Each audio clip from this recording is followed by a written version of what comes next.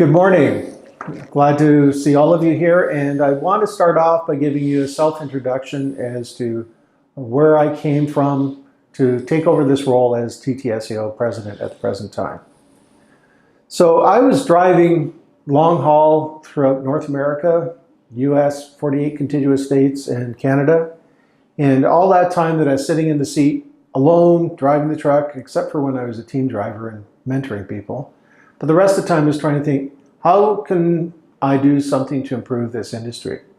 So the unfortunate thing is when you're driving for 11, 13 hours a day, your mind has an awful lot of time to work on problems, solutions, and possibilities.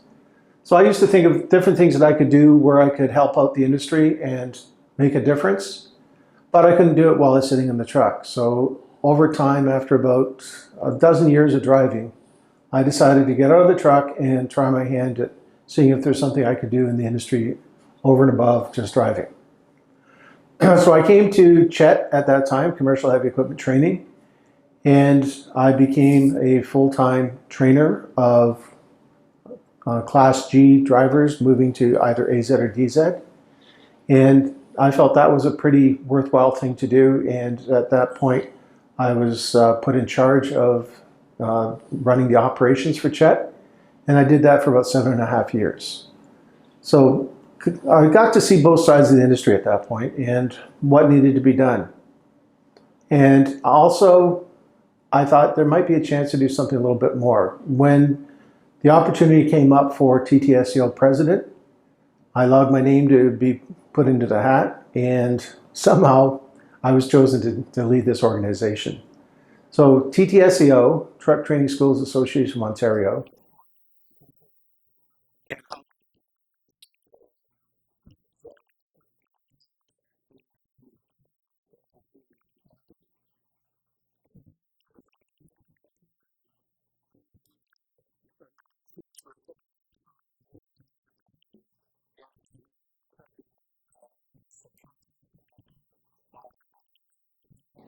is really at the foundation of building the next round of drivers to be out on the roads, sharing the roads with your family, your friends, your neighbors. And we want to make sure we have the most absolute road user safety drivers as possible going out there. So as a collective within our association, we try to strive to get the best results and to achieve excellence in terms of overall training for those drivers to go out there and become good for their companies, good for their communities, good for industry, and most importantly, good for safety. And safety is the penultimate that we're trying to achieve with this.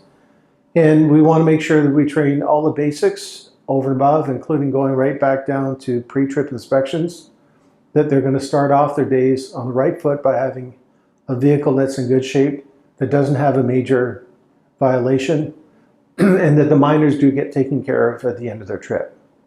So we work on that principle, and all of our schools are designed to be full of integrity to follow through on that, and we are trying to work towards getting a more collective curriculum, making sure we have proper certified driving instructors, which is something we're working on with MTO at the present time to try and achieve an end result there where we do have a certified driving instructor for a commercial vehicle, and that we have oversight and compliance both on that side and on the side of the schools administering the programs.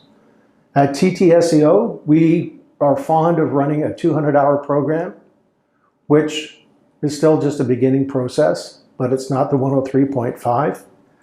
103.5 is sometimes referred to in our sector as the minimum entry-level training instead of mandatory. But you're seeing there's a gravitation away from even that designation. It's just called entry-level training now.